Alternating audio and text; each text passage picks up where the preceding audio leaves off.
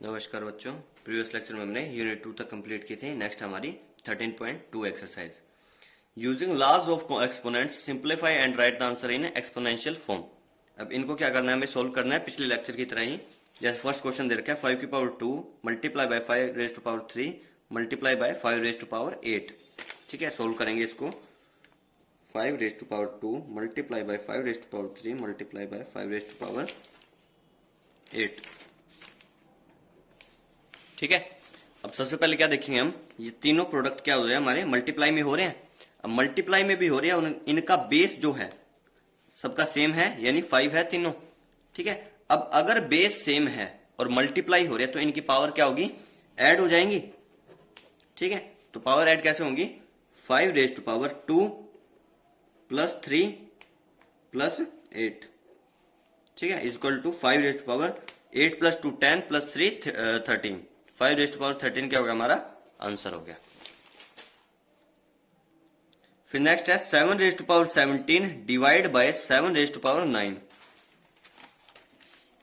7 raise to power 17 divide by 7 raise to power 9। ठीक है, अब इसमें क्या करेंगे हम, अब जो डिवाइड में है हमारा, हम उसको क्या लेंगे, मल्टीप्लाई में ले आएंगे। और मल्टीप्लाई में लाने के लिए हमें क्या करना पड़ेगा, उसकी पावर को माइनस में करनी पड़ेगी। यानी अगर ये प्लस 9 था तो क्या हो जाएगा, माइनस का 9 हो जाएगा। ठीक है, अगर माइनस का 9 होता तो ऊपर आके क्या हो जाता, प्लस का 9 हो जाता। ठीक है, लेकिन डिवाइड वाली ही चीज ऐसे मल्टीप्लाई में आ सकती है, पावर को चेंज करके।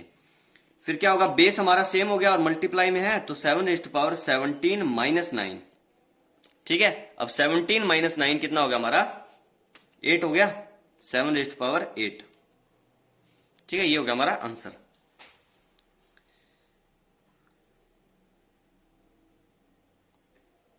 फिर नेक्स्ट है जैसे x रेज टू पावर 5 है multiply by y raise to power 5 है। इनका हम कुछ नहीं कर सकते, क्यों, क्योंकि इनकी पावर इनका बेस अलग अलग है, लेकिन इनकी पावर को कंबाइन जरूर लिख सकते हैं। कैसे देखेंगे, x raise to power 5 multiply by y raise to power 5। अब इनकी पावर को ऐड तो नहीं कर सकते हम, क्योंकि इनका बेस अलग है। इसका बेस x है, इसका बेस y है, तो हम इसको क्या लिख सकते हैं, x y मल्टीप्लाई में इनकी टोटल पावर 5। ठीक है, अब इनको खोलेंगे तो इनकी इंडिविजुअल पावर हो जाएगी वो। फिर नेक्स्ट है 9 raise to power m divide by 9 raise to power 3। ठीक है, अब इसको सोल्व करेंगे तो 9 raise to power m multiply में, जो डिवाइड में था वो ऊपर जाके मल्टीप्लाई में हो गया, और लेकिन क्या हुआ, उसकी पावर क्या होगी, नेगेटिव होगी, यानी चेंज हो गई। ठीक है, पॉजिटिव से नेगेटिव। अब बेस इनका सेम है और मल्टीप्लाई में है, तो 9 raise to power m minus 3, ये क्या हो गया हमारा आंसर।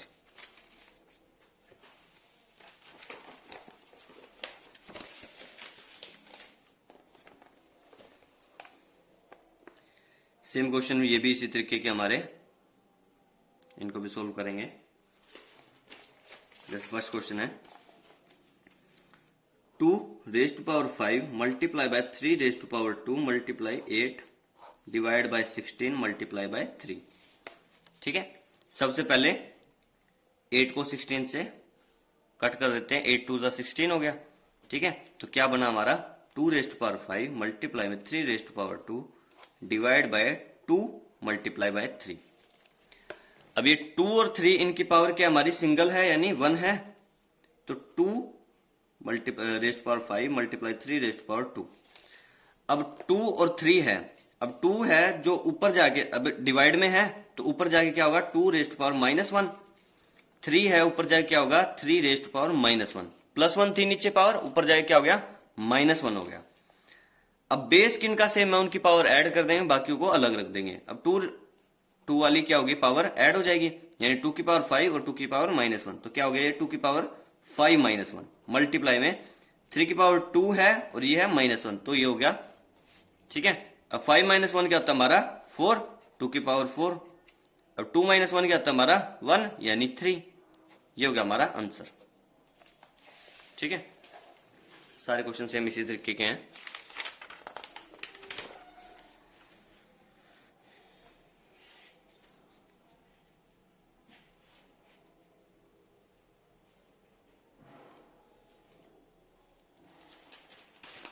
नेक्स्ट है एक्सपोनेंशियल फॉर्म में लिखना हमें इनको क्वेश्चन को। जैसे एक क्वेश्चन दे रखा है 144 मल्टीप्लाई बाय 225, ठीक है। अब जब सबसे पहले 144 को मैं करूंगा प्राइम फैक्टर में लेके आऊंगा तो ये आएगा 2 7 जा 14, 2 2 जा 4, 72 पे ब्रेक हुआ, फिर हुआ 2 3 जा 6, 2 6 जा 12, 36 पे, फिर हुआ 18 पे, फिर हुआ 9 पे, ठीक है। अब आगे ये 2 पे ब्रेक नहीं हो रहा है तो 3 आएगा, 3 3 जा 9, फिर 3 1 जा 3, ठीक है।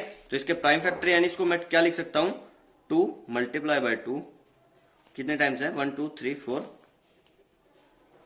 3 मल्टीप्लाई बाय 3, ठीक है। ये हो गया हमारा क्या 144। फिर नेक्स्ट है 2 2 5 को ब्रेक करेंगे। 2 2 5 को कैसे ब्रेक करेंगे, 3 पे जाएगा, 3 7 जा 21, 3 5 जा 15, ठीक है। फिर आगे क्या होगा 3 2 जा 6, 3 5 जा 15, ठीक है। फिर नेक्स्ट 5 पे जाएगा वो, 5 5 जा 25 एंड 5 1 जा 5। अब ये कितना हुआ हमारा 3 multiply by 3 multiply by 5 multiply by 5, ये हो गया हमारा 2 2 5। अब 144 को ये लिख लेता हूं मैं,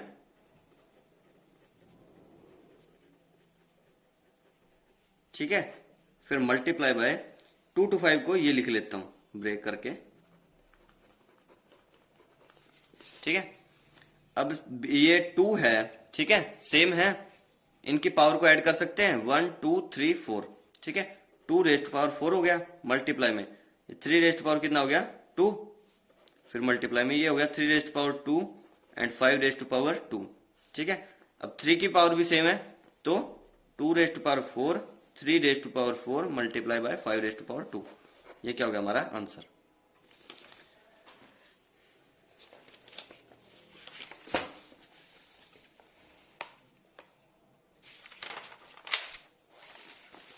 फिर नेक्स्ट है सिंप्लीफाई के क्वेश्चन।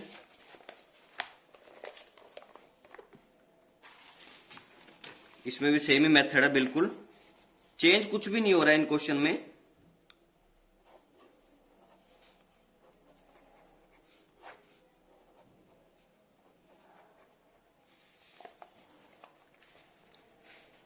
अब पहले लेक्चर में बताया था कि पावर की पावर अगर पावर होगी सॉरी तो कितना होगा हमारा 3 रेस्ट पावर। अब 3 की पावर 4 है, मतलब होल पावर दे रखी है, तो इनकी क्या होगी आपस में मल्टीप्लाई हो जाएगी, यानी 3 multiply bye 4 multiply by 11 rest power 7, 9 rest power 2 and 11 rest power 3।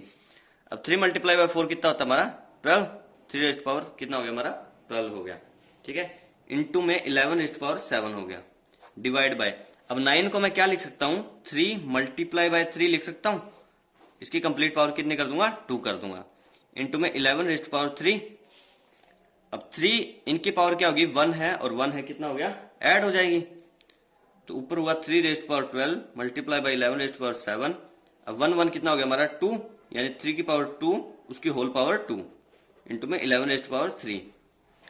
अब 2 और 2 की क्या होगी मल्टीप्लाई हो जाएगी, तो क्या बनेगा हमारा 3 rest power 12 multiply by 11 rest power 7, ये हो गया हमारा 3 रेस्ट पावर 4 इंटू में 11 रेस्ट पावर 3। अब ये जो पावर है इनको हम क्या ले जाएंगे ऊपर ले जाएंगे, ठीक है। ऊपर जाके ये क्या होगा 3 रेस्ट पावर -4 हो जाएगा और 11 रेस्ट पावर -3 हो जाएगा। अब 3 रेस्ट पावर 12 मल्टीप्लाई में 3 रेस्ट पावर -4 कितना होगा 3 रेस्ट पावर 8, ये 7 है और ये 3 है तो कितना होगा 11 रेस्ट पावर 4, ये हो गया हमारा आंसर। बिल्कुल सिंपल है, बिल्कुल ही सेम मेथड है, कुछ अलग नहीं है इसमें, ठीक है। अब एक नंबर दे रखा है हमें, ठीक है, इसको एक्सपेंडेड फॉर्म में लिखना है। हमने फर्स्ट चैप्टर में भी ऐसा किया हुआ है ये क्वेश्चंस, ठीक है। तो क्या करना है हमें, जैसे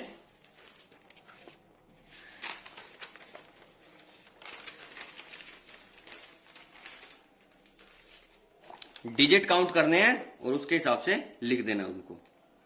अब जैसे हमें दे रखा है 123, अब 123 को क्या लिखेंगे हम 1 मल्टीप्लाई बाय, आगे 2 डिजिट है तो 100, ठीक है, या फिर 10 रेज़्ड पावर 2 भी कर सकते हो। फिर प्लस में 2 मल्टीप्लाई बाय, अब 2 के बाद कितना डिजिट है हमारे 1 डिजिट है तो मल्टीप्लाई बाय 10, ठीक है। फिर प्लस 3, अब 3 लास्ट का नंबर है तो मल्टीप्लाई बाय 1 करेंगे हम, ठीक है। तो इसी तरीके से हो गया हमारा 100 प्लस 20 प्लस 3, तो ये क्या बन जाएगा हमारा 123 ही बन जाएगा लास्ट में। तो इसको ऐसे भी लिख सकते हैं 1 इंटू में 10⁻² प्लस 2 इंटू में 10⁻1 प्लस 3 इंटू में 1, ठीक है। अब कोई बड़ा नंबर दे देंगे तो हम बस एक डिजिट को काउंट करते जाएंगे और जीरोस लगाते जाएंगे।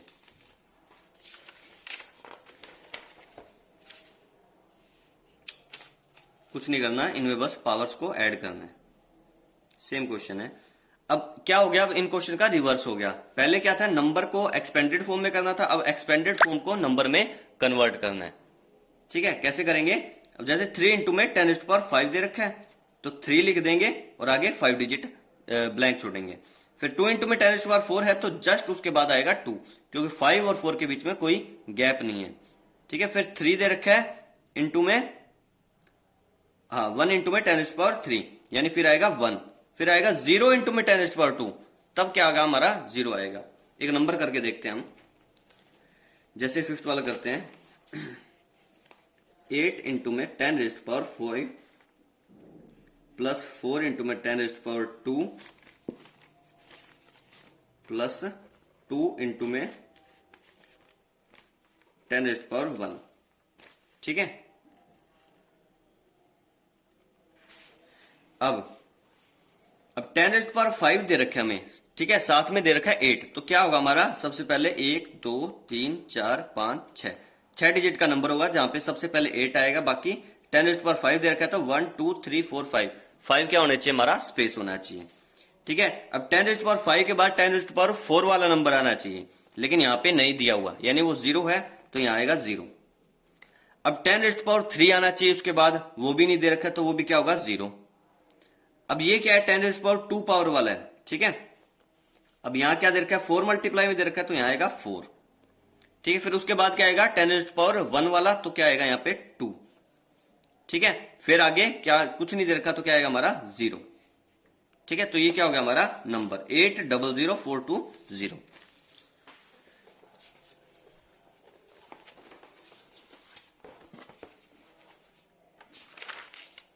इसी के साथ हमारा चैप्टर खत्म होता है। नेक्स्ट लेक्चर में नया चैप्टर शुरू करेंगे। धन्यवाद।